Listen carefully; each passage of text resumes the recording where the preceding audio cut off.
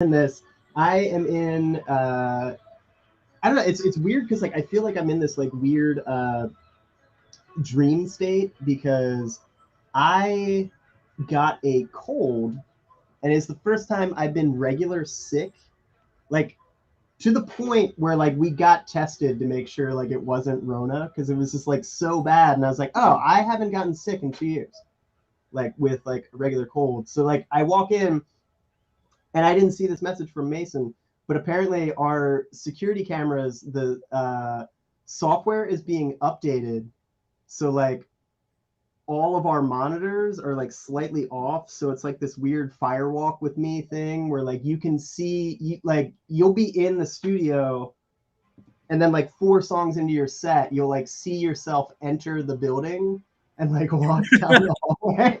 So like this whole thing is like in this like weird fever dream like state of just like,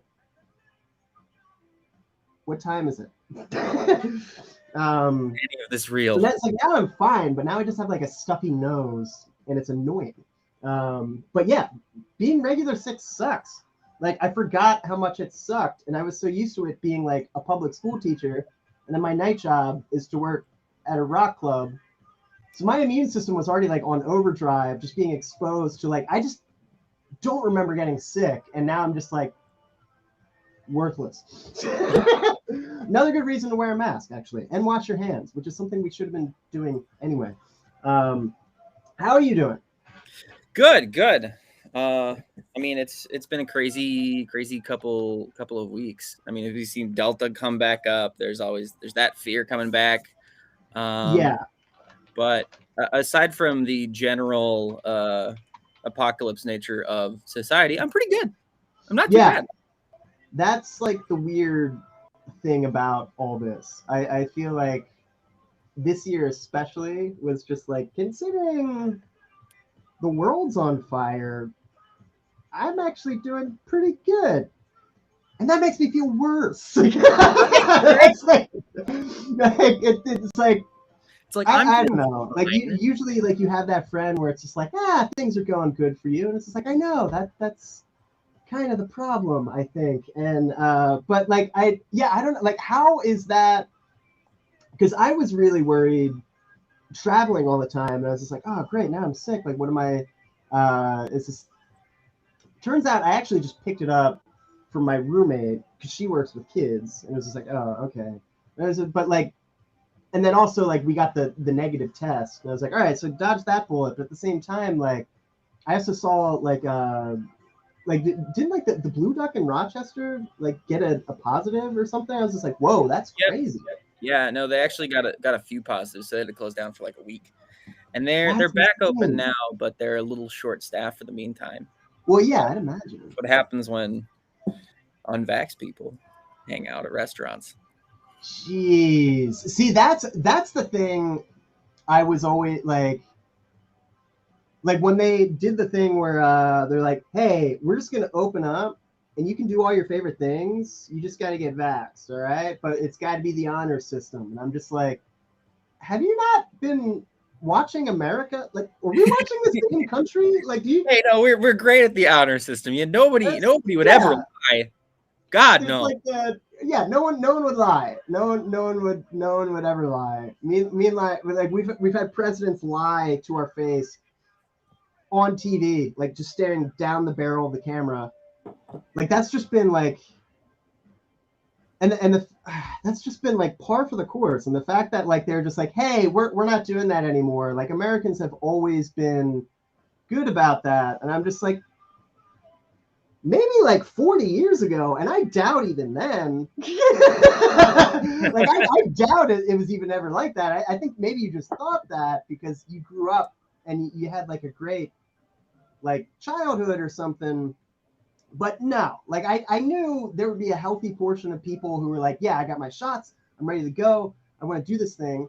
But because of that, there's always going to be a population of people who are like, what, bro? Like, this county's already like 70%, so like I don't even need to get vaccinated because like we're gonna get like herd immunity, and like they got it. So like I mean like, and besides like I'm just built different, bro. Like I don't even need that. Like my immune system is like it's just like No, you don't even no, like. I got mono in college. It lasted like a weekend. You don't even know me, man. Like it's just Right? like that mentality. I don't know, and I get that these things are really complicated, but there was no way a second surge wasn't happening, and now it's getting to that point where like this morning, here was another freaky thing. I had a schedule, like the schedule posted. I was just like supposed to work some shows at the Turf like next week or something, and then I checked it, and then that email was gone. Some matrixy, glitchy things.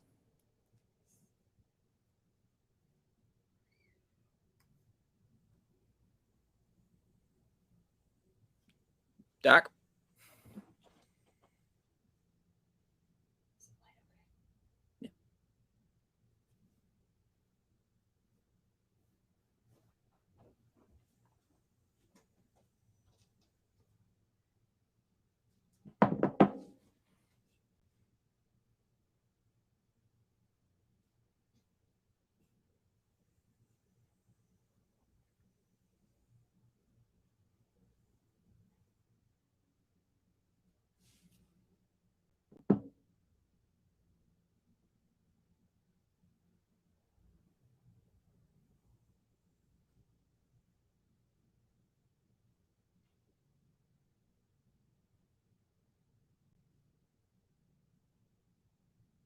Well, hello, everybody watching. Doc is figuring out on their side how to get back in. Well, I just kick it.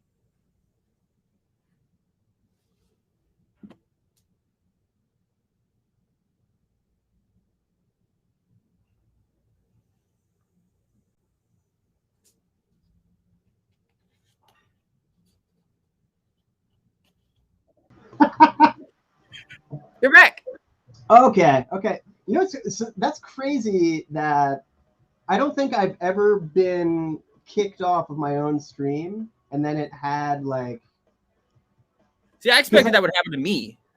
I know, that's what I thought would time. happen, but like, no, check this out. Like, it's it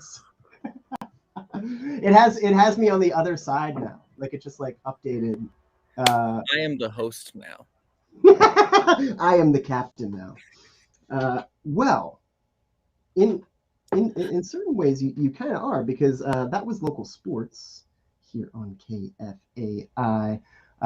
Sorry, for the audience just joining us, that was like an in-joke of the off-mic commentary.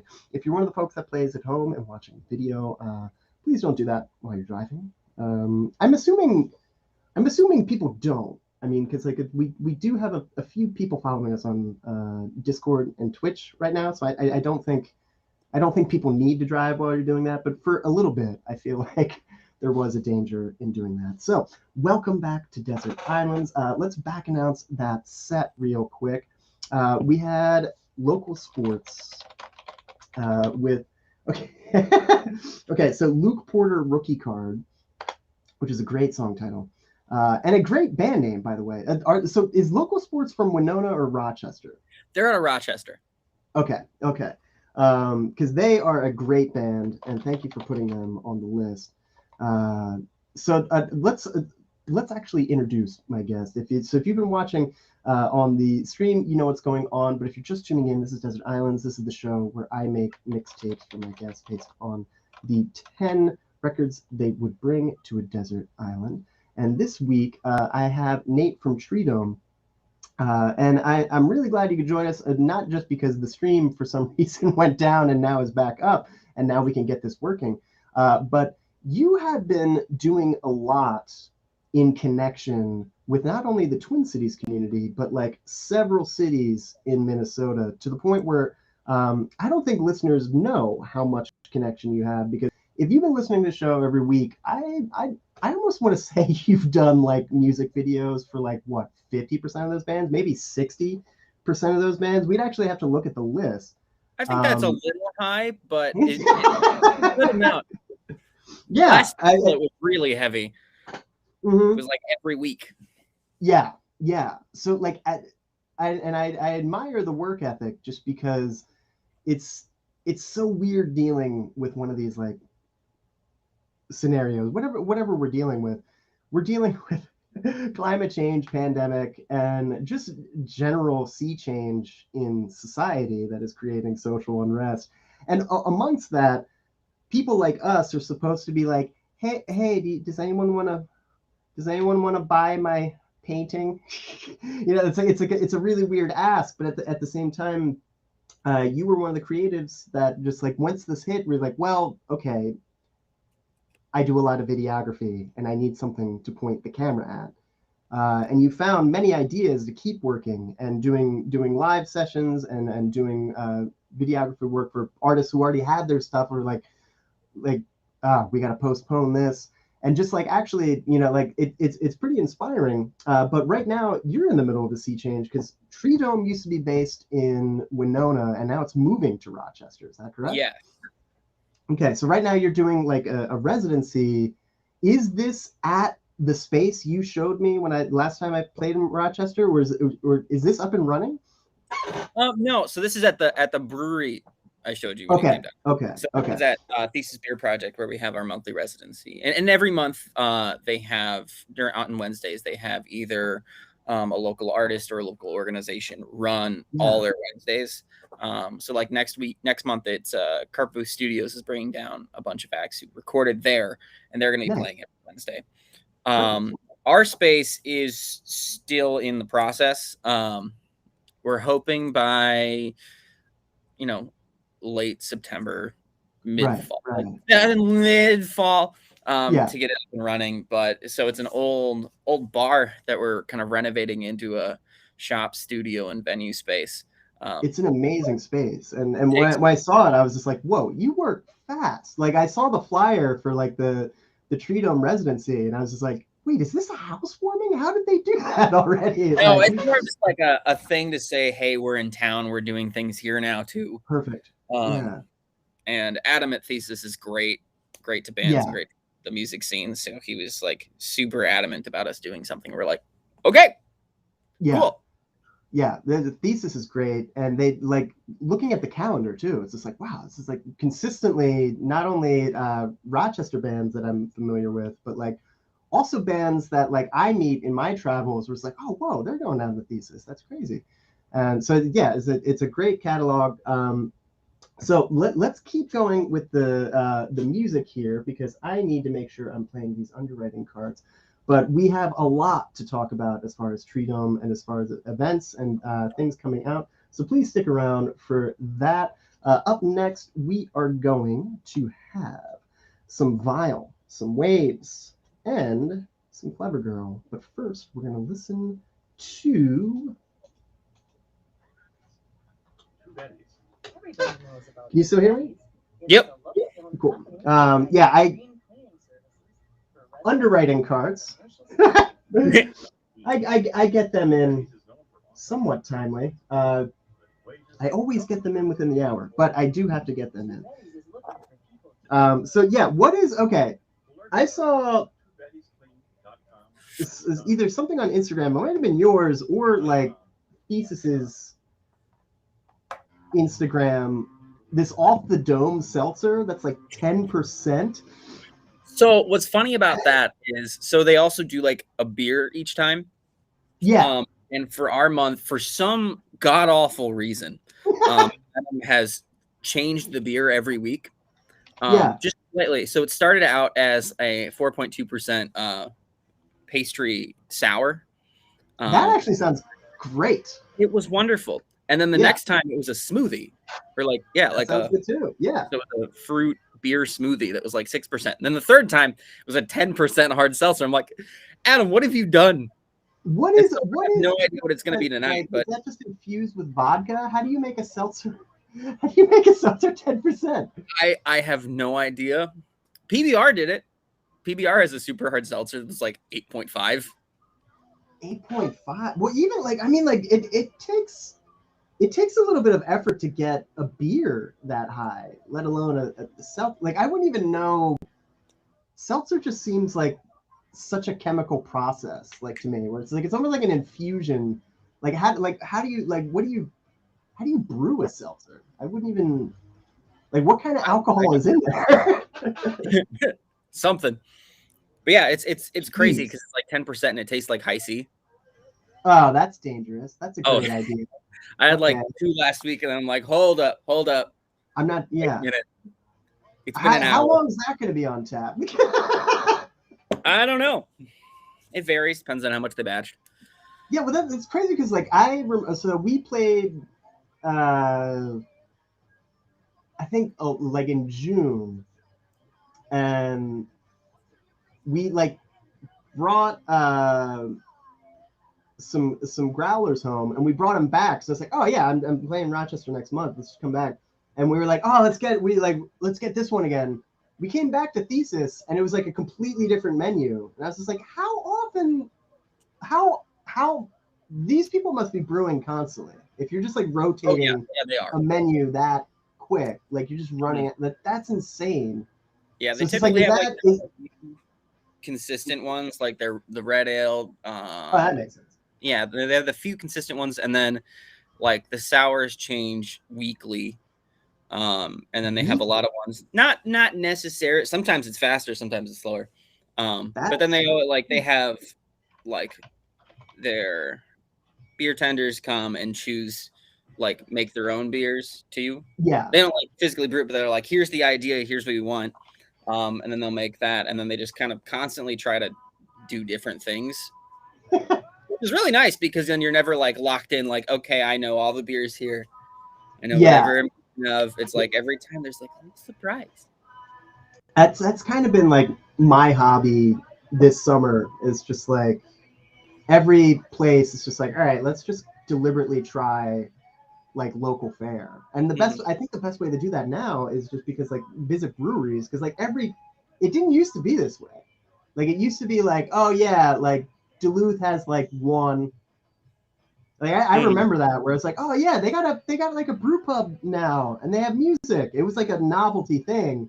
Or like when Shirley was pure monopoly in Minneapolis. Yeah, and it was like, that is true, and now there's like 40. Yeah, well, it was funny because like I remember a bunch of brewers were like trying to be like they can't build that, and it's just like I remember Summit going like, well, why not? Because as soon as they build theirs, we're just going to build ours. You know, like that's every brewery that has the ability to do that will. And look at Bauhaus in Minneapolis. Like that was like a newcomer. And now that like when we were allowed to have gatherings, that has like a massive like art world, like a huge amount of people will be like, there's music, there's food, there's like, and it's just like, so that used to be like just Surly. Now Minneapolis has like, there's breweries in my neighborhood now that I was just like, wait, since when did that get here? So now like at every town, no matter how small, like you could be in the middle of nowhere, Wisconsin. It's just like, oh yeah, this is our brewery. It's like, it's kind of awesome. And it's now my favorite thing to just be like, all right, yeah, I'm just going to get something from everything. So that's probably not going to be there when I'm at, when am I playing Taco Jet? Saturday? This is where I'm at this point. I apologize. Saturday. Hi, Rosie. I'm sorry. I'm promoting gigs so well. Yeah, this Saturday. But it's like, is that even going to be there when I'm there? It might be. There will be some variation. It may not be the 10% seltzer because, again, I have no idea what Adam's doing tonight. Okay. So, for all I know, it could be a triple IPA with fruit in it. Sure. I don't know. Why not? That's half the fun. Yeah. All right. So after this tune, we're gonna do like the local calendar segment. So I kind of want to talk about the dad bod thing tonight. But also, I know you kind of have a lot of events in the process of curation, and just like I know how the promotion game goes. So whatever events you are ready to publicly talk about, Mm-hmm. This can be like a good talk break to do that. But I also don't, because there was a few events I feel like we were last time conversing about. I don't want to bring up just in case things aren't finalized. So I'll just kind of let you. I'll probably just ask you a generic question of like, what else is there to look forward to, and you can kind of give the details of the stuff Yeah. you think is appropriate to give away. I think Punk Fest is the big one because that's out Okay, there and yeah, ripping. that would be good too because we played Vile at the top of this. But this song also has like 4 minutes, so it's not like, hurry up, we gotta talk. Have you listened to this album before? No, this is like so like okay. A lot of the so this one and Polyphia, I was already I never listened to the band. I was familiar with their guitarists, and I would kind of follow them on like their Instagrams just because like I I do the same few of thing. my Like students would really get into tapping, so I Yep. would have to like like whenever a student gets into tapping, like my instinct is like, oh yeah, Eddie Van Halen, and now like that stuff is like old, So now like I gotta like reach into more contemporary examples, and of course like Tosin Abasi always comes up, Flippy always comes up, but like I never actually listened to their records. I was always like kind of like, whoa, I'm just gonna watch these dudes' fingers. But this band I had never heard of, and like some of the like the guitar stuff is like beautiful. I can't remember It's how like, I stumbled around because they're not. They only released the one album with like 6 tunes. yeah. But I was just kind of stumbling around on like a weird math rock bender where I was like Right. Yeah. kind of going down like, all right, recommended. My favorite one that I found was a band called The Guitar Fight from Fooly Cooley. Like that's the full name. And they have a math rock tune that samples Super Mario 64. Oh, nice. And it's wonderful. It is wonderful. It's like where are they from?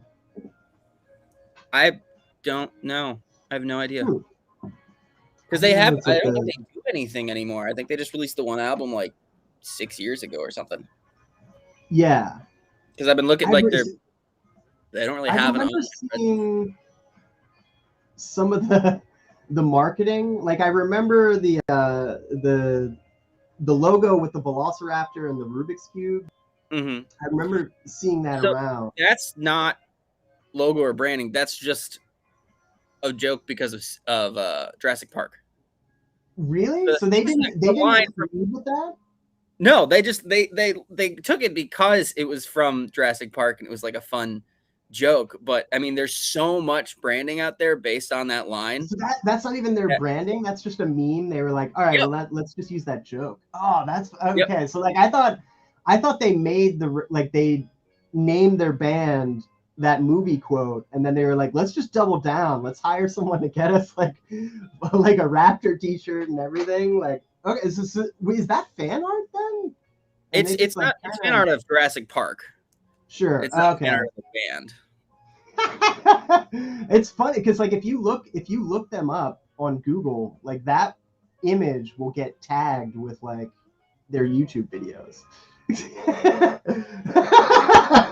Like someone that might have been just someone uploading their album, and to get around YouTube copyright, they probably just put that actually up there.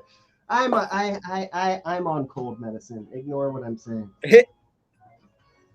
No, this is I'm trying to. I was Googling them to figure out where they're from, and like immediately all their stuff is just like, hey, we're a band, can't find. Oh, London. Okay, that makes sense. Yeah, because usually with bands like that, it's either like bands have like one album, it's incredible. It's either like some Midwest emo band that was like legendary during their day and like it like came out afterwards, or they're from Europe, they're from overseas. It's like you're like middle of nowhere. It's like, oh yeah, they're from Omaha. Yep. All right, here we go. Okay, so that was Clever Girl. I'm gonna turn down the backing track so I can actually talk over this. Clever Girl And before that, we had Waves, King of the Beach, and Vile at the top of that set. So let's talk about some events you can see. Normally, this is, well, not normally. It was live streams for a year, and now it's not. So I don't actually think there are any live streams on this. Now, there's a few events that will be live streamed in tandem. So, okay, today, Pat Donahue, Adam Granger, and Pop Wagner at Midway Saloon. If you are into Americana music, that's an event not to miss. Alien Book Club is at the 7th Street entry tonight, and then Low Rats at Mort's. So we got quite the buffet in Minneapolis. In Rochester, Tree Dome residency at Thesis. Dad Bod's playing, is that correct? Yes. Cool. All right, so we've got Dad Bod at Thesis Brewing. Tomorrow, Iron Star. Tim is a Rocker at Day Block Brewing. So Tim's Rocker is going to be opening for Iron Star. Friday, tribute to Shania Twain at the Turf Club. That is a women's march benefit. That features. Okay, so I it's going to sound like self-promotion, but this is I've done a few of these with a little too short to be stormtroopers. I'm usually singing with them, but this time around I'm going to be in the backing band. I'll do some background vocals, but so it's Shore Troopers band. I'm going to be one of their guitar players this time, but we have Diane Miller, FKA D Mills. She's just going by Diane. Mae Simpson, Faith Boblet, Savannah Smith, Jaden James. It's ridiculous how much talent is on this stage. So it's all for a good cause, and we're just going to be singing Shania Twain songs on Shania Twain's birthday at the Turf Club. That is this Friday. Also, this Friday, the Harlow release show with Keep for Cheap. That's across the river in St. Paul at the Amsterdam. Bethany Larson and the Bee's Knees with Allure and the Change-Ups. That's also in St. Paul. That's at the White Squirrel. Saturday, We Are the Willows release show. We talked to Peter last week. That is this weekend. That's at the Turf Club. Happy Apples at Ice House for 2 nights. That is going to be crazy. If you've never seen Happy Apple, you should. One of my favorite jazz groups of all time. And then Saturday, Day Self is going to be at Taco Jed. I'm going to properly plug it, Rosie. Don't worry. Looking ahead, only every Monday, the Caboose Joint Patio, rotating cast of local talent every Monday. Javier Trejo is going to continue doing Terminal Tuesdays. And that is, I believe, those 2 events are the only live stream in tandem. They're live streamed every week, but you can also show up in person, and I believe they're both no cover as well. Think I missed something, or you just want to hear me mispronounce your band name on the air, email it to desertislandskfai@gmail.com. I curate that whole segment from what you send me. I do catch things if you send them to me on Twitter or Facebook. I do look at that, but if you want a surefire way, email me at desertislandskfai@gmail.com. Okay, so you've been doing the Tree Dome residencies going. It's been like all month at Thesis. Tonight is Dad Bod. Is it just Dad Bod, or is there So it's 3 bands. Cool. 2 bands and 1 solo. It's Dad Bod, Broth, which is it's a local math rock group composed of Josiah Smith, Cody Van Sickle of Local Sports, Nicola Hamilton, and Charlie Burkett. And this is their last show for the time being, because Nicola's moving out to New York on Saturday. Okay. So they wanted to get one last in. And then we also have Wyatt Moran coming down to kick off the night. Yeah, perfect. So I want to talk about your work in videography, of course, just because I feel like I've worked with a few bands that recently put out, like Druzy Rose did a video with you, and that came out. We talked to them a few weeks ago. But since we're on the topic of actual events, you also curate a lot of live music events, not only in Rochester, but in a few other towns. What do we have to look forward to coming up in the fall that you've been kind of getting together? Right. Well, I mean, this summer's been crazy because I think we've been booking on average 5 shows a week. Yeah, it's crazy. And so leading into September, we're still doing that, a lot of it. Yeah. So like Monday, Wednesday, Friday, we have shows in Rochester in like the midday hour, 12 to 1, these sidewalk sessions at Peace Plaza, which bring down a bunch of like singer-songwriters, and then we've got like Jillian Ray's coming up. Oh, nice. Yeah. A couple weeks. We have some other interesting ones coming through there, but that calendar is posted online. Check that out when we announce those. Big one that we have is Oktoberfest, which is all-day punk fest at Thesis Beer Project on September 18th.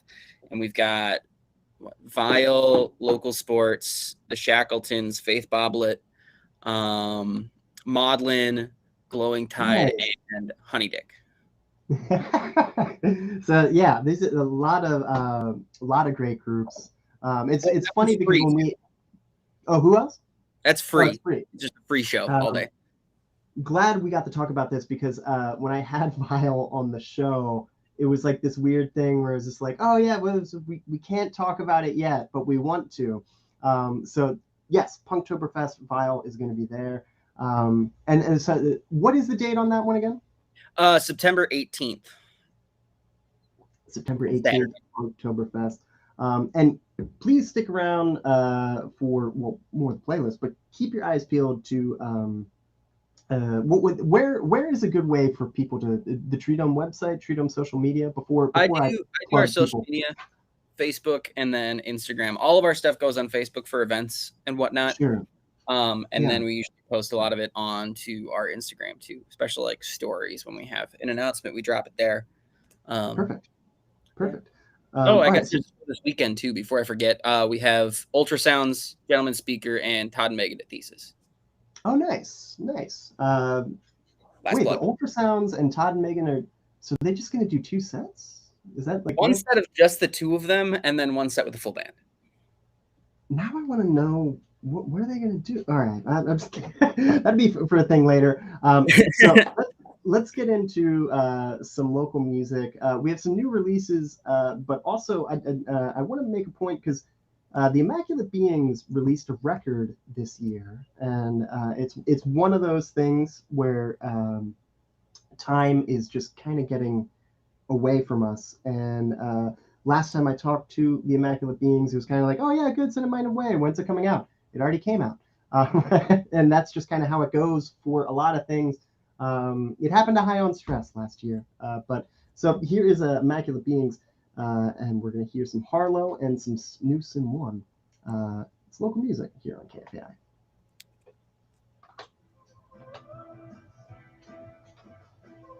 All right, now I gotta make sure I type that right.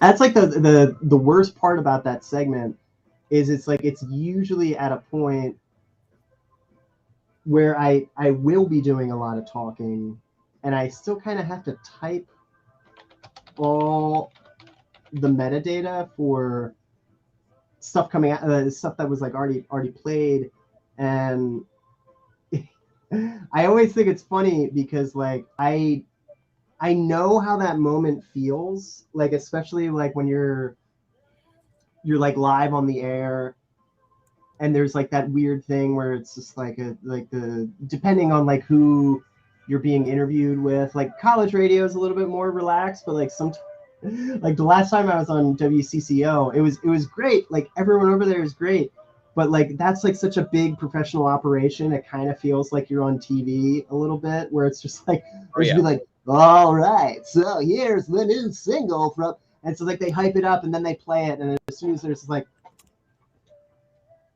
and it's just silence, and you're just like sitting there like, do they even like this? Do I even like this song? Oh man, like they probably think it sucks. Oh, what am I even doing on this show? And they're just like not talking. And I always feel bad because like that has happened to me, and I'm just like, I hate this record. I shouldn't have put this record out. I should have shelved it for like I should have put something else out. I should have done something. And it's just like that's right when it's just like, okay, so here's the segment where we're gonna play your song, and I'm not gonna talk through it. Like, I feel bad that I'm like, it's like normally the part where I'm doing that to another artist, and that's like exactly what's happening right now. It's like I just kind of get into a backlog of like stuff I have to type, and it's such a brutal feeling. But like now I realize it's just because like it's literally they're not thinking about they're not it's like they're not even like thinking about you, they're literally just doing their job. Like it's like literally nothing personal, it's not even whether or not it's good or bad, like they're in their head they're probably not even judging the content of your song, they're probably just like this song is 4 minutes and 20 seconds that leaves. Okay, okay. So that means the next song is like, but in your head, they're like, God, they probably think we're the worst band they've ever interviewed. They're never gonna invite us back. It's like, so if anyone has ever felt like I did that to you with that segment, that's not what's going on. It's just because I am a poor planner and I have a lot of things to type at the top of the hour. But yeah, this is like one of these bands, and also for bands who are like listening right now, if I don't play your stuff when it comes out, it's like I'm on a different timeline. I'm not like a radio show that like send me your music and I'm gonna review it. Like this is like literally like if it fits with the vibe of something or the spirit of something, of like the collage that you're putting together, like yeah. So like, but this is like one of these bands I feel like I've been trying to find an excuse to put on a mixtape for a while, just because like they're really fun live. They are a blast.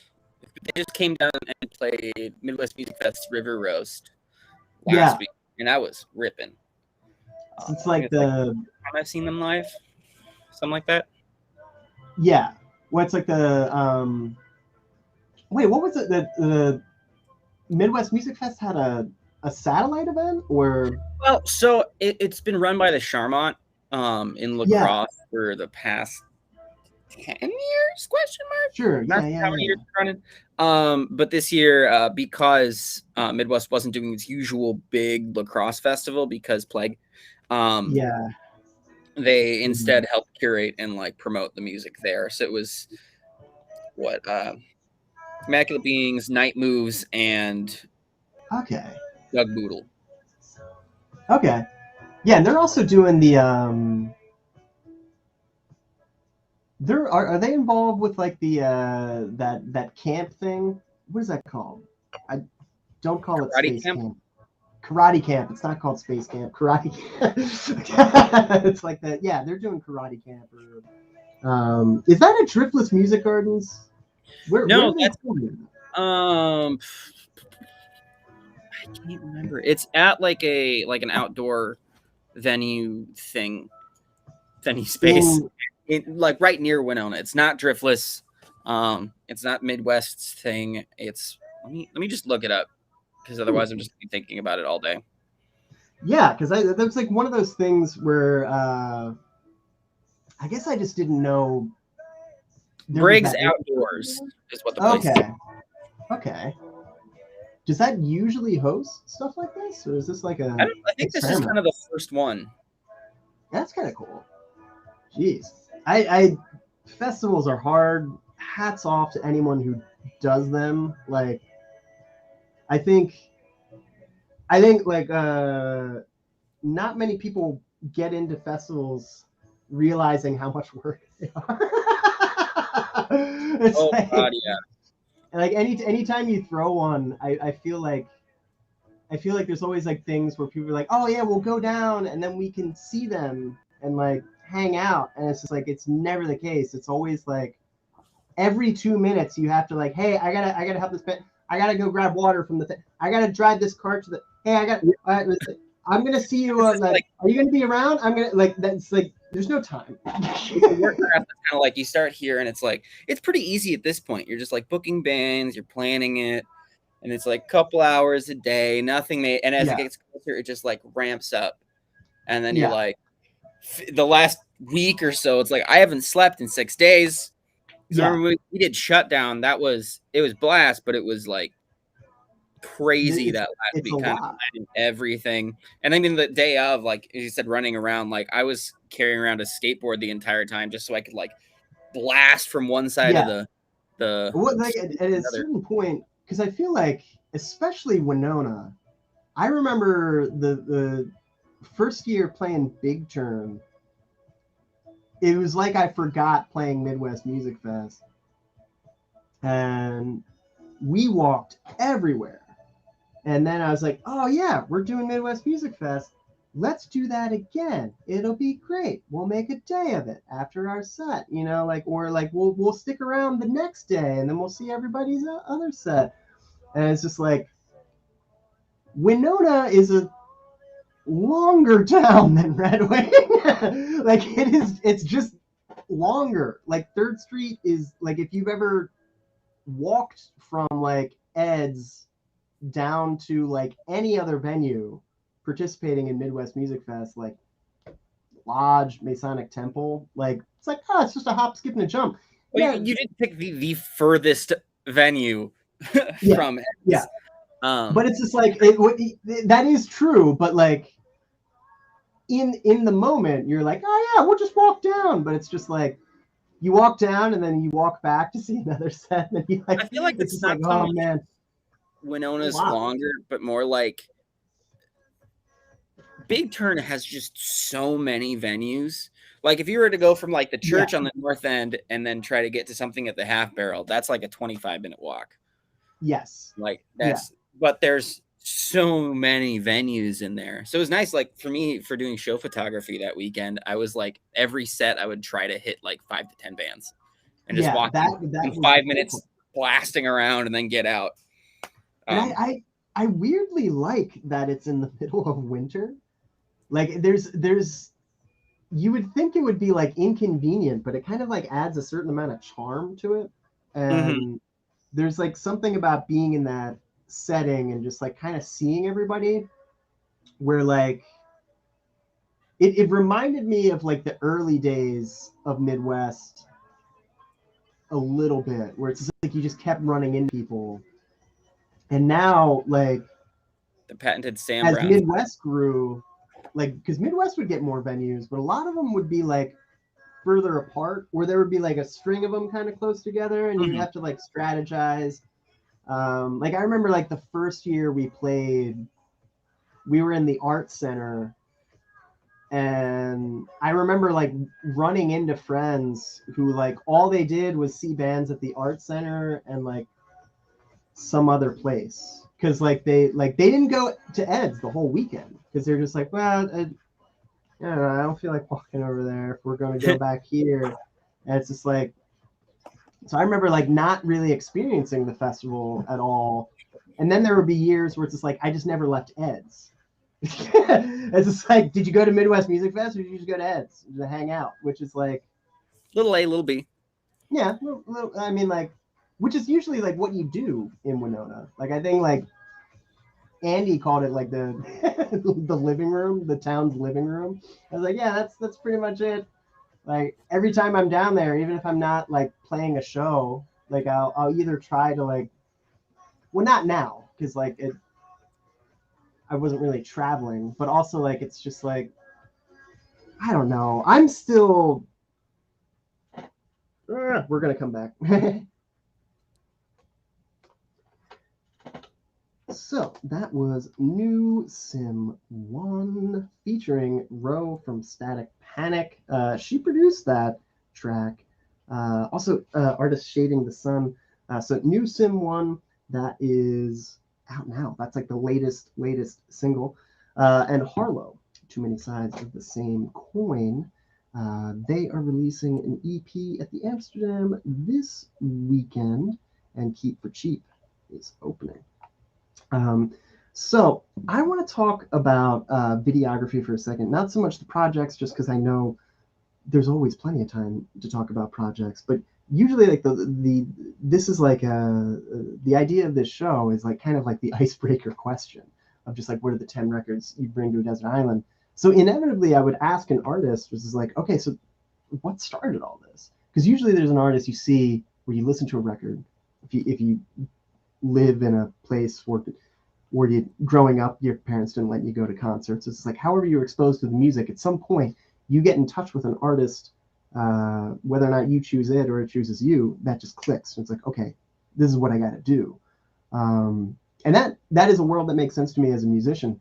But as a videographer, when did that click? What was the moment where it's just like, wait, this is what I need to be doing. This is what I want to do. And like, what pushed you in that direction? So, I mean, there were a couple things, and it's funny you asked that because it varies. Sure. Yeah. High school, one of my first jobs was working at a movie theater and managing that. Okay. And so I used to just like sneak in late at night and play whatever movies were coming out in the weekend because Of I had a course you key. would. So it's like, I'm going to do that. Like that's literally, if I had that job, I was just like, that's like what you in your head were like, Yeah. dude, that would be so sweet if I had that job. I would totally do that. Like, Yep. why wouldn't you do that? And then, so I was into that for a while. And then when I went to college, I convinced myself that like I shouldn't do film things. I'm not going to make any money. So I went for computer science, and that was terrible, awful. Yeah. And I wanted to die. So about a year into that, I was like, nope, I'm done with this. And then I started going for journalism and started doing like film criticism. And one of my professors said you should probably like boost up your videography portfolio and just try something out. So I did a music video for my buddy Spencer Klaus, better known as Afflatus. Yes. And that was Okay. kind of the Okay. first thing that like I did in terms of like music videography, and that's when I started to really like it. And then, but if I had to like pick like an artist like somebody else would, Spike Jonze. Yeah.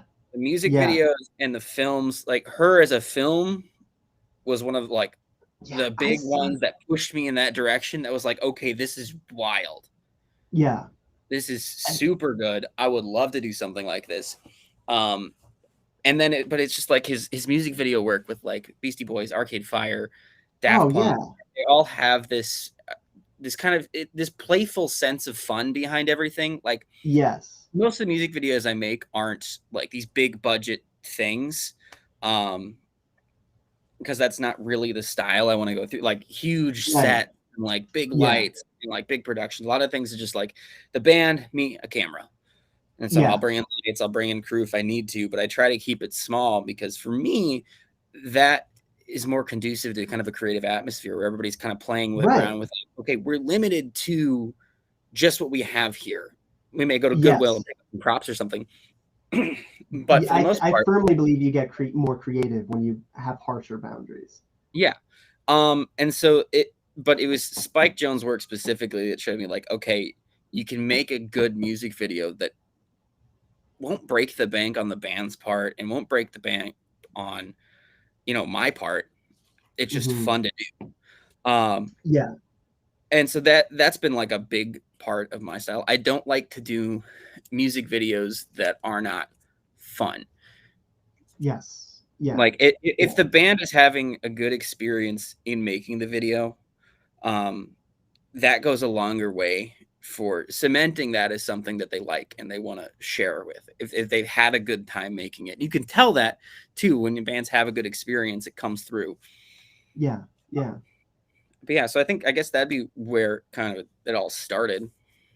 Yeah. And then Spike Jonze, there was a point of time, and I am going to date myself heavily here, where I wasn't allowed to watch MTV, but I still kind of had the latchkey kid thing where like I knew my bus got me home before my brothers got home, and there was like that magic window where I had like 90 minutes the house to myself, and then my brothers would get home, and then my parents get home, and it's just like, okay, we can't watch MTV anymore. And that was like the perfect time to see TRL. And he had like a few years in like the late 90s, early 2000s, where it's just like one to like 5 of his videos was like on TRL every day. Like his work with Fatboy Slim is like burned into my memory. Like anytime, I think he do a video with Beck or a few videos with Beck. I don't know. I can't remember. He's done a ton over the years.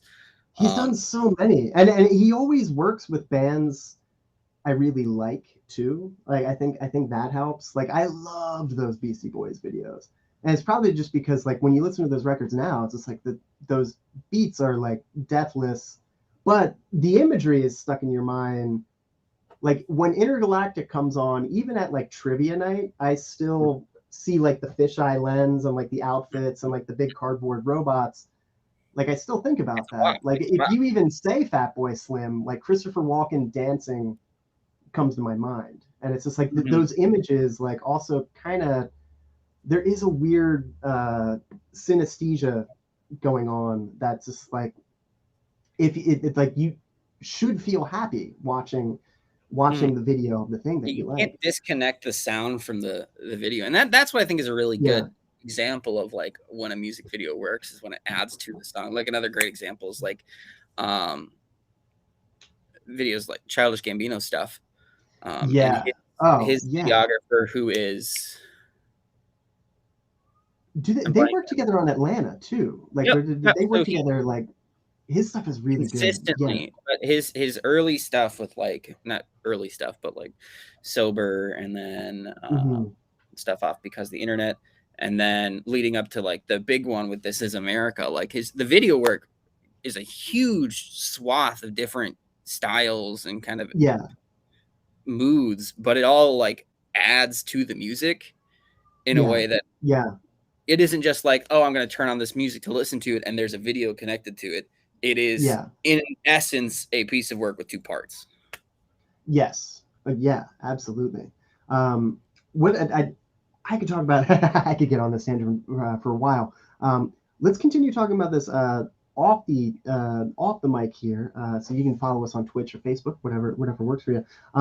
But we're getting into some people under the stairs and some dad bod here. But what videos do you have? Druzy Rose is the most recent that I can remember, but do you have any videos coming out pretty soon that you want to hype up? Or anything that just was released that you want to make mention of? Well, I just released a video with JoJo Green. Nice. Like maybe a week ago or so. Okay. So check that one out. Upcoming stuff, when September hits, the sessions start hitting. So Midwest Music Sessions Season 2 is coming out, and that'll start the second week of September every Wednesday. We've also got new sessions from Human and Clayfield, The Lost 40 coming out. So just stay tuned on our Facebook for that stuff. And then I've got some other projects that are in the works, but I can't. They're in the works. Sure, so if I were to say like it'll be out by this point, it won't be. And I feel like with this stuff, like Rick Rubin had that thing of like, you don't want to talk releasing until you have all the materials. And I think there's so much truth to that, because I feel like the second you like voice a deadline when it's not finished, like goalposts just move, where it's just like, oh yeah, this is done, but we have to redo this. And it's just like, don't even bother putting yourself in that position. But check out the JoJo Green stuff. New Druzy Rose as well. And this is People Under the Stairs. All right. You can still hear me, right? Yep. Okay. So This Is America specifically, I think is a really good illustration of your point, because like, if you listen to that tune on its own, like I remember when it came out, that video, like everyone jokes about like, oh, break the internet. No, that video like actually broke the internet. Like that video like, like shut things down for a while, to the point where like people who had never heard of Childish Gambino like were seeking this out just for the sake of like, oh, I have to see this video that everyone's talking about. And when they interviewed him, he would always just like, so what is the message? What is the message behind this? And he's just like, I just wanted to make a fun song you can listen to, you know. Hey, maybe you can play it at your barbecue this 4th of July. Like he was playing it like almost so coy that like people were like, what is his deal? What is this like? But when you think about it, he is absolutely 100% right. If you watch that video with the lyrics next to it, all those political messages are just your biases interpreting the imagery you see on the video. Like the video is so powerful and it's so well done. Like all the images they chose were so intentional, whether you know it or not. Like they are like putting all these like things together that you're putting the pieces together and like putting this like larger message. And it's just like I was obsessed to the point where like I would like show it to my students and be like, what does this song say? And they would come out right at the gate like with all these political statements, and I'm just like, is that song saying that, or is the presentation of the artwork, like body language says a lot, how you present things, you know, like intent versus impact, you know, Right. like if you presented the song without the video, the impact would be vastly different than if Childish Gambino leaked that track as a lyric video and then the video came out. No, the video came out first, and that took the art to a different level, to a point where like you had people watching that video and going like, it's distasteful, it's saying this. It's like, is it, or do you think it's saying that? You know, like it's and then there were people who were like, oh, this is a protest song. It's like, is it? You know, like it's like, or is this just America? You know, like this is just what you're, you know. So like, and also like I don't want to like sound like I'm being glib, where it's just like there's no political message.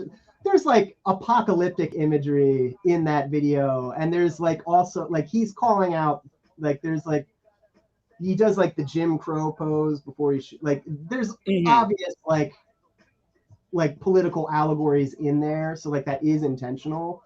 But I definitely think it's intentional for him to like, the lyrics didn't tell, the video showed.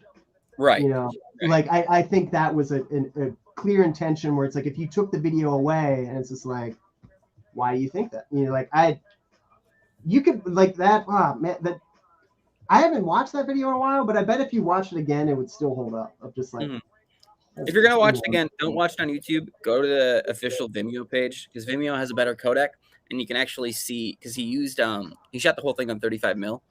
So there's this like, yeah, so there's this really nice texture to it and film grain that's just completely lost on YouTube. Whoa, that's I've heard about. This is the stuff. And I'm glad you brought this up, because like this is the stuff where like I just kind of reveal myself as like a complete simpleton, as far as like, this is where I become one of those people where like, I may not know art, but I know what I like. Like I don't know the aspects of like how a lot of light works with like the, like I am much more of like the DIY of just like, if you have the tool, give me the tool and I will make something with the tool. Because I would read interviews with like David Lynch talking about like, look, the world went digital, so I had, you know, like, but he uses like a specific digital camera, because he's just like, when you experience it in the cinema, like I don't want the ultra 4K. I want this to kind of mimic film grain. Like this is the only digital camera I've seen kind of mimic that texture. And I never really thought about that until like you try to like make your own video, and then you like put it on a different screen and you're like, ah. Oh, there's so many like with videos. Yeah. Funny because there's so many of these like weird little, like if you shoot something at 30 frames per second versus 24 frames per second, it'll look entirely different. Yeah. Or if you're shooting something with a shutter speed of like a 50th of a second versus a 60th of a second, it'll look entirely different, because it'll change like the motion blur in your hands, and it'll look unnatural. So that's like when you watch, like you go to like Target and you're looking at the TVs and they all look super clean, and you're like, this is kind of like that weird soap opera effect. So what's happening there is they're actually blending and adding frames. So instead of having proper normal like blurring from a refresh rate, it ends up looking choppier and more like clean, which can be super disorienting. So if you're ever at somebody's house and they haven't turned off their frame blending on their TV, you should just do it for them. Yeah, for real. Because I got to the point where it was just like, I remember it was like the last time I visited my parents' house, and then the pandemic happened. And you don't see family for like 2 years. This was Mhm. like a few years ago. I remember they had a TV show on, and I was like, why is like I just wrote it off as like, oh, this is just a weird like direction choice. And then they switched it to like a football game, and that had the same. I was like, why does the NFL look like a cheap soap opera? This is like breaking my brain. I can't handle this. So it works for sports because usually when they're Yeah, shooting sports, they're shooting it at a higher frame rate in general, so they can catch the action. yeah. And When also, when you know, when the shoot. action happens, it does look better. But like those like in between shots when people are just like standing around, it's just like this is what what is this? What Well, am like it's like a I? video game. Yeah, like Yeah, it. it's weird But you're because right. The motion feels it feels like androids. Like it doesn't look and real. part of that just comes from us having watched films all our lives. Because the whole Yeah. 24 frames that's based off of like just the rate of like when I say 24 frames per second, that was how many frames of that film was traveling through the camera at a given second when they That were makes captured sense. actually. So we've Yeah. gotten used to viewing films at that ratio. So just that's normal. So when it's outside of that norm, it starts to look weirder. And that's why Huh. you see like a lot of like small town business ads and stuff have that kind of like slightly cleaner tinge. Most of them are shooting it probably at 30 FPS. And then you get into the Yeah. weird or not, yeah, 30 FPS. You get into the weird thing where it's like if you're watching something on a UK TV or an Oh, American TV, they're different refresh rates, one at 50 hertz, one at 60 hertz, which can also yes. change things. So that's when you see like occasionally you'll have like if you're filming something, you might have like blinking lights where it's like Sure. Oh, flashing. yeah. Yeah. That's because the refresh rate of like the light matches the camera speed. So That we makes have this sense. like It's just flickering thing going on. That's It's crazy. goofy. It's goofy. Film is So, like, super goofy. what? Like, do you have to change your approach to filming your subjects when you're like? Do you have like? Do directors like have to instruct people to be like, hey, like, because there is something like when you're recording the studio, it's like this needs to be like an energetic track, where like in your head you're like, hey, we gotta pick up the pace, but like it takes a producer to actually be like, actually you're going like 5 BPM quicker. Like, is this a thing where like directors have to be like, slow down your motion a little bit, like when you're like, or is it like do you or does this mainly affect lighting, where it's just like, oh, I gotta think about how I light this differently because it's going to be captured Well, in terms of like for motion blur, that doesn't really have anything to do with the person. That's sure. has like how the camera is making the images look and how it Okay. blends together. Um, so not really with the Sure. lighting though. That's kind of a thing, but a lot of that is just figuring out what your lights are set at. And if it things like what I usually do is I end up like knocking 2 frames off or pumping it up 5 frames, so it's still pretty close to the 2 to 1 that you want, where it has like the nice Right. smooth motion, but we're not getting like flashing lights the entire time. Right. Hmm. So like what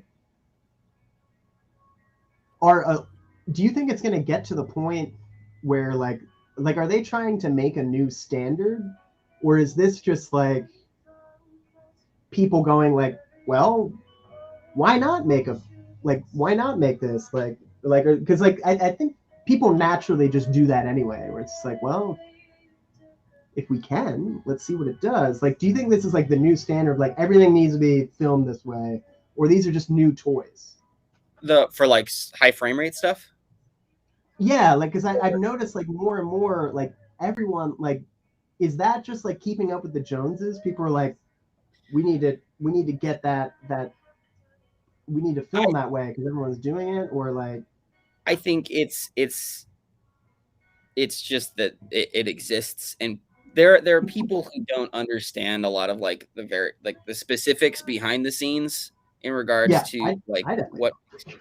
so I mean, some videographers starting out are like, well, this is shooting at a higher frame rate, so it's cooler, it's better, and like not necessarily. Sure. Yeah. But it's you see, like we've had a few films come out that are like advertised as like this is the high frame rate version, like the Hobbit trilogy when Peter Jackson did that, and everybody hated it. Yeah, well, I can imagine it probably felt weird to watch. It was baffling. It just didn't seem right. And then God, who was the director of Life is Fine, Crouching Tiger? Oh yeah. Ang Lee. He Ang did Lee, that yeah. a couple films, and it was the same thing. People were like, "This is weird. I don't like this. It's uncomfortable." Hold on, we're gonna go. So here we are back on the air for. We just heard Dad Bod, Bibio in the middle there, and then People Under the Stairs.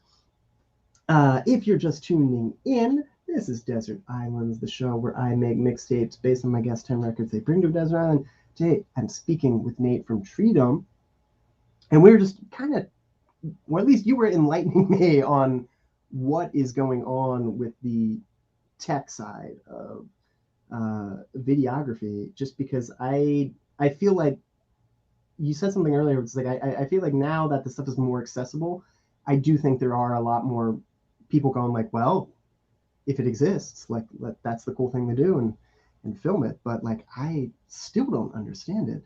I barely understand.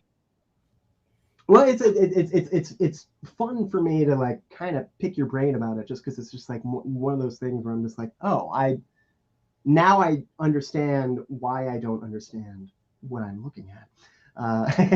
If that makes sense. So if you were tuned in now, this also has a video stream where you can hear what we're talking about off mic and blame it on the cold medicine. Sometimes I just blend those things together. Doing that a lot today, and we're talking about just getting, I don't know, making art, and I want to learn. But speaking of that, so you have a lot of projects in the fire, and you mentioned the Midwest Music Fest sessions, and this is season 2, and that starts in September. Is there a defined date for these? Is there a schedule? Will this be announced? It should be announced. It'll be announced soon, but it'll be every Wednesday. Same basic schedule that we had last year, and I believe starting the second Wednesday in September, or maybe the first.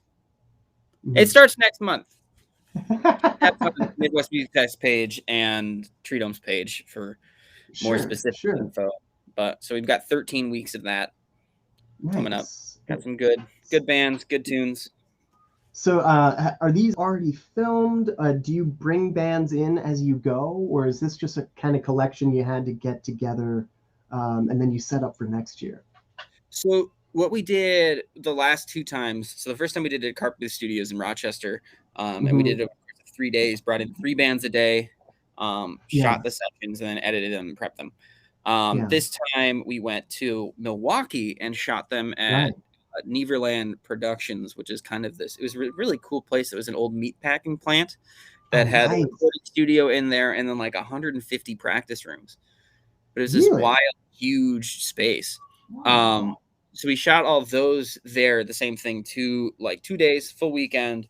Brought in 6 bands. So we'll have coming up.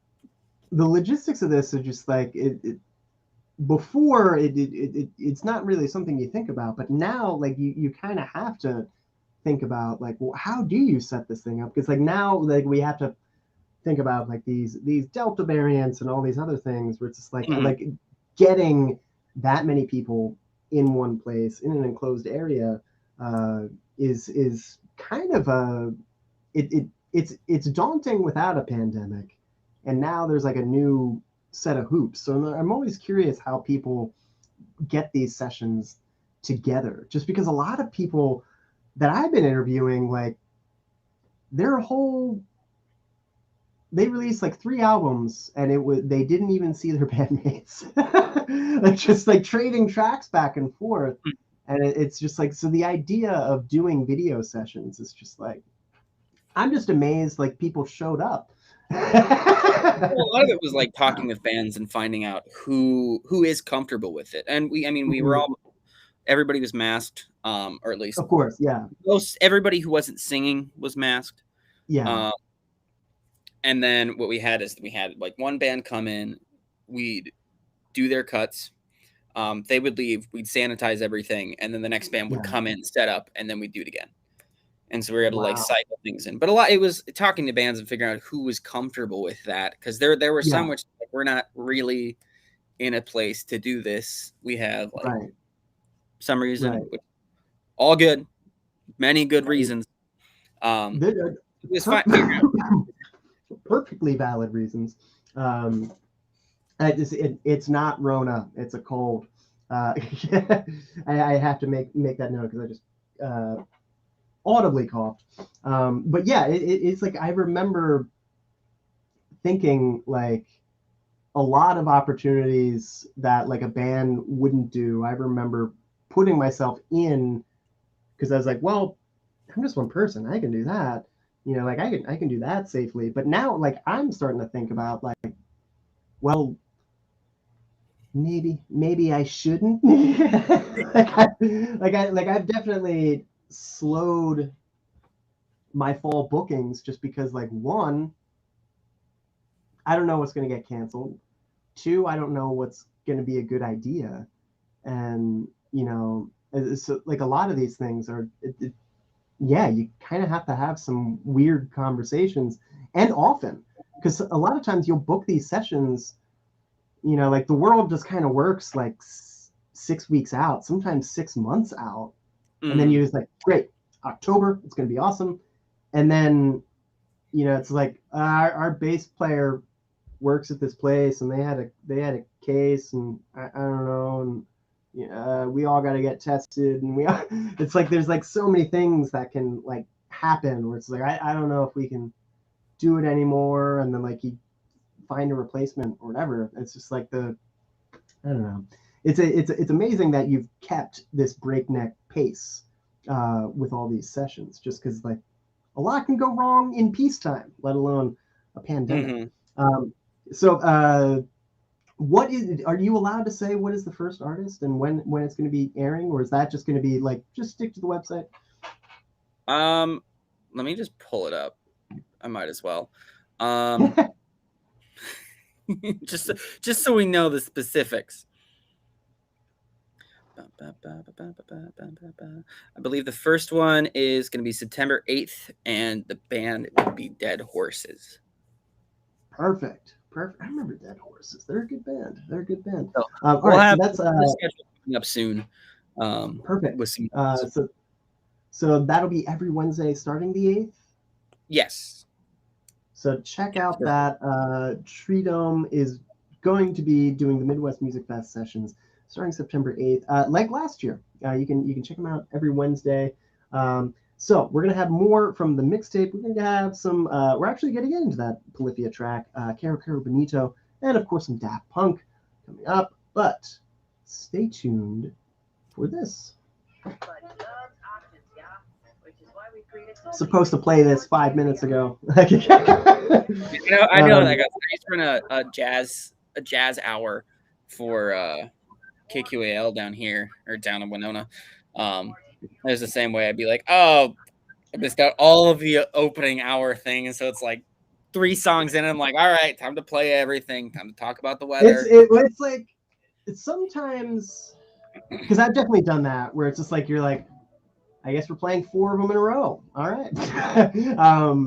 But like I've also had underwriters like call me like during my show where it's just like, why didn't you play my ad? I was like, oh yeah, I played it. It's like 11:23. I was like, oh, I played it around like 11:20, and like the douche like just started railing me like on like I told people to listen at 11:23. Like I was like we had people. I was like, oh, I'm sorry, I played it too early. And it's just like so. It's like there is like a thing. Is anybody really tuning into the radio to hear an ad?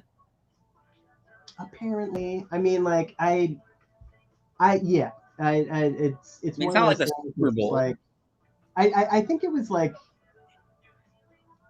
I don't know. I don't even know if they do underwriting with us anymore. Probably not. If they think that's the way the world works, where it's just like, yeah, customers just huddle around the radio and go like, oh, what's the hottest business we must patronize? But yeah, that definitely happened, and I think it was more. I think that they were probably trying to gauge how many times that segment was being played, and if it was like worth the money they were putting. Like, should they put less or put more? Like I think it was more of that of just like, hey, do these stations even, because that's like another thing too, where it's like you'll get like a thing, and like it'll be a message that'll be like put out to all the Amper stations, and it's just like, okay, like is this working out? Is this even happening? Because like even though Radio K and KFAI, we're both Amper stations. Mm-hmm. Like we're both that division of public radio. But it's not like we don't talk to each other. like I don't know anyone at Radio K. Like I like we don't like go to the same meetings or anything, and it's just like we don't like communicate on like what carts to be played. It's just like, yeah, I get it. You want to check up if the thing you paid for is actually working. I could see that, but like, yeah, there was a weird thing where it's just like, why did you play that too early? That's I don't know. Like, because in my mind, like if you're gonna do a thing, it's gonna come up multiple times. Like, I don't know. Maybe this dude just like spent all the money on like 11:23 on a Wednesday. This is my only radio advertisement, and I'm gonna tell all my friends to listen to. I don't know. But it was something I've been chewed out before. Ironically, not by my superiors. That's the weird thing. Like it's like that. It's like usually when I was like, yeah, I was a little late on those cards. Be like, it happens to all of us, Just try to. It's like I've only been chastised by someone who has just like, why didn't you play my perfect ad about? I don't even remember what it was. I think it was like, yeah, I'm not gonna try to remember just in case, because that's another thing about 2021. Everything lasts forever, so you don't even know. It's like someone's gonna find this video and be like, hey. Stop making fun of my carpet store. You didn't even play my advertisement. You have the gall to rake my name through the mud twice. It's just like, yeah, that can totally happen. So I'm not even gonna try. Like, I'm sure they had their reasons. Okay, so little less than 15 minutes left. So that means we might only have one on-air talk break where we're both on the internet and on the radio. So if there's anything important of like, it'd be great if we could do mention something we haven't yet, or just plug something that'd be like, hey, if we could give this a little bit more attention, because this is kind of what I've been working on. Let me know, because I think this song's like 4 minutes, the next one's 6 minutes, so that'll probably put us on the air after the next underwriting, like at like 5 minutes to the top of the hour. So it'd be like it would be like the sum up chat. I think well, I don't think we've really talked about the new studio space, which is probably the big thing. Yeah. Shows are one thing, but this is like. Well, let's talk about it now, and then we can mention it on the right. On air break, because this video also just kind of lives on the internet as well, and if people are watching, but I definitely want to mention it on the radio because KFAI, we've been around for like more than 40 years, so like there's this weird contingent of people who listen to us because we do like sometimes things that are like out on the fringe and on the edge, but there's also this contingent of people who like listen to the radio and only the radio. They don't want to deal with my stupid videos. they don't want to listen to my podcast. They just listen to the radio because and a lot of that is just like either they like the radio, or we have a lot of people who it's just like they like a lot of coffee shops in town where it's just like it's like they just listen to it all day, and it's just like we want like that's when I'm gonna hear you. So like so I want to make sure we do an extra attention to like actually talk about certain things on the air, but we might as well talk about the studio space now because there is an audience of people who actually, I know there's an audience of people who actually only watch these videos and have never tuned in. They've never tuned in the radio at all. So yeah, new studio space. Yes. How is it coming along? Because it was. Well, it's been a little slow coming into it. Partly, so it's like a three-pronged thing. Yeah, so like the first issue is like Maggie, my partner, and I also moved. Addition to us moving and trying to open up this new studio, we also physically moved to Rochester. So right at the same time, and that was at the same time that we started booking all this stuff in Rochester. So we kind of juggling all of these things. And to make matters worse, in like April, I shot, I think like 15, 20 videos in like a month and a half. So I've been backlogged for months. So trying to juggle all of those things, the studio has kind of gotten a little bit of the short stick in trying to get everything going. It's hard when your house looks like garbage.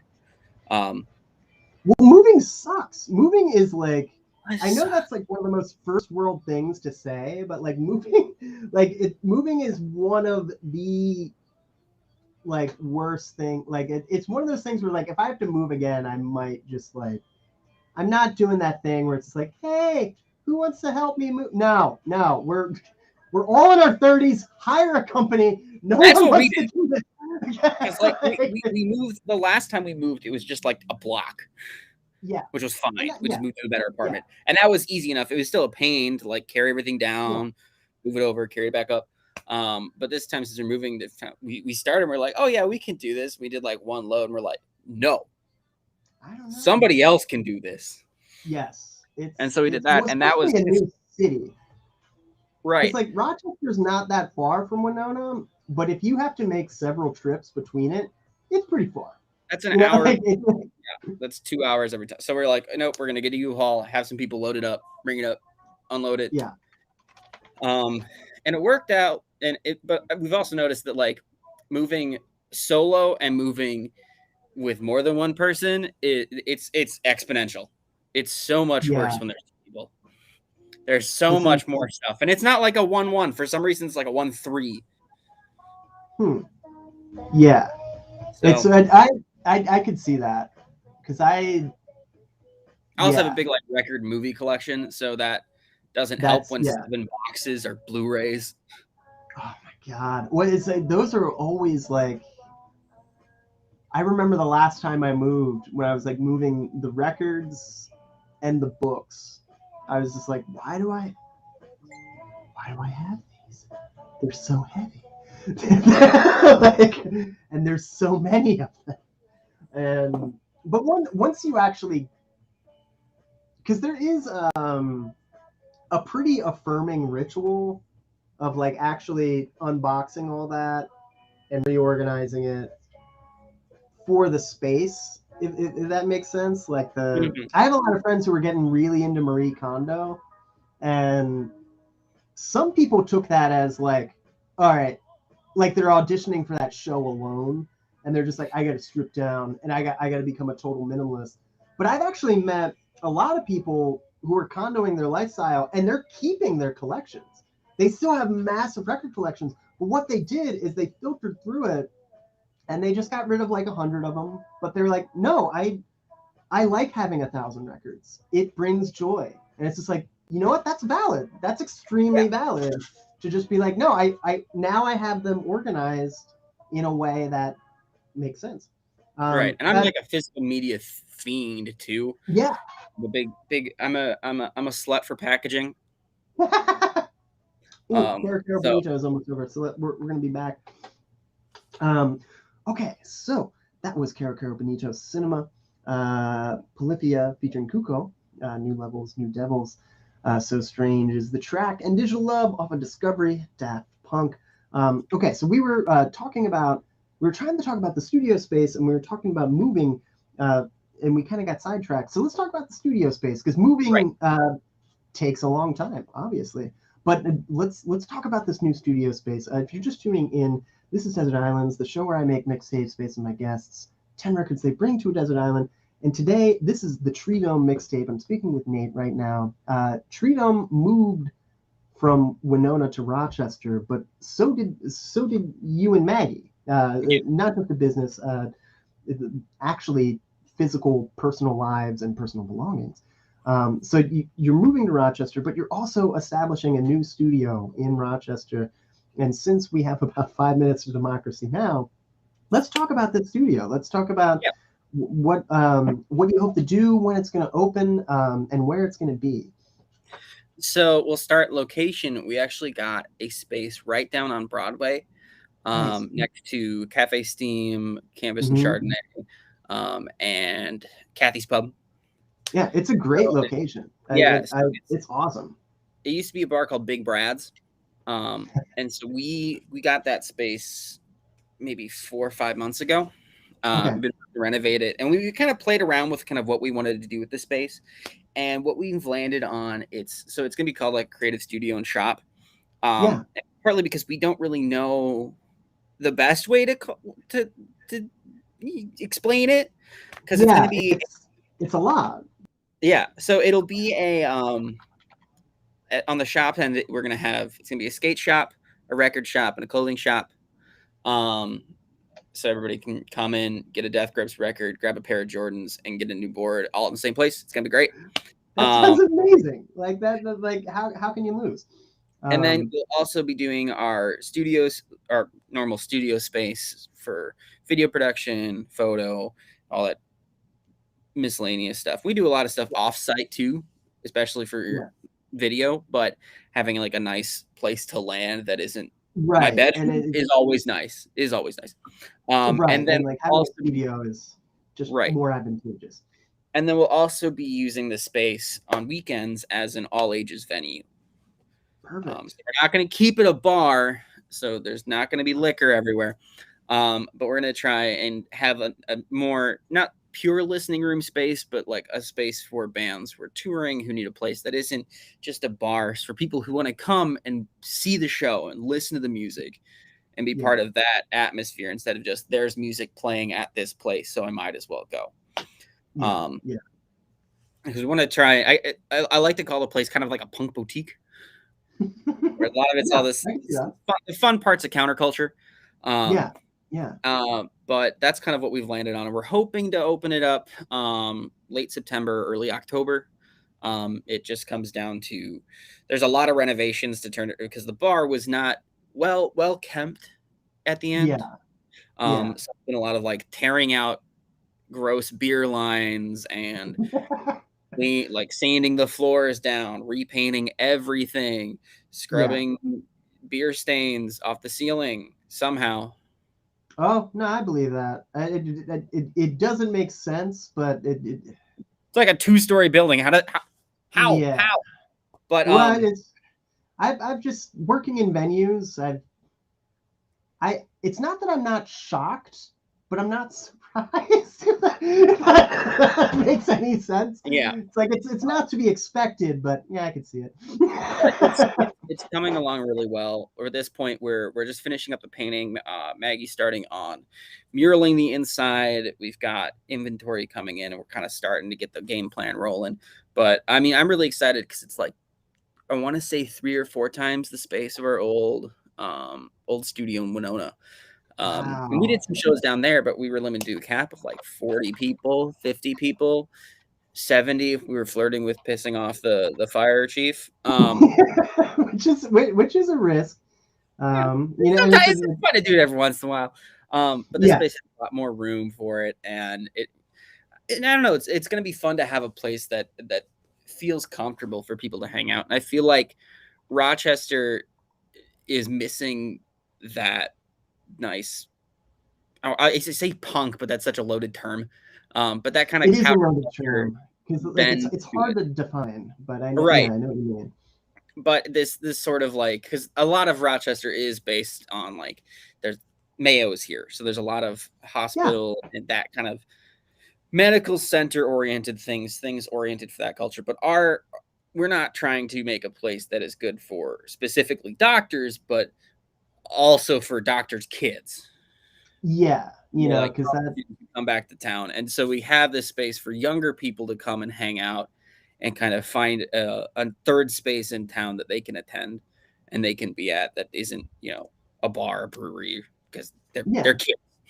Yeah, between home and work, they got to. Third spaces are crucial. Mm-hmm. As long as we can do something that kind of keeps the scene clipping. Yes. And keeps people involved. That's all that really matters. Absolutely. Well, so playing us out right now is I'm gonna butcher this. Asobi Sexu. I believe that is correct. Thursday off their album Citrus. But we have about 15 seconds before Democracy Now. Nate, thank you so much for coming on the show. You're always up to a lot. It's fun to up. Look forward to checking out the new space in person when it's possible. And yes, I know you got a lot of work, but stay safe out there. And thanks for coming on the show. Yeah, Doc, thanks for having me. Absolutely. Hope to see you in person sooner rather than later. Probably maybe on Saturday. Yeah. So next week we actually have Fires of Denmark. Stay tuned for Democracy Now. All right, I gotta do a quick transition and get that flagship program on. So I'm gonna end the stream real quick. Yeah, no problem. All right, good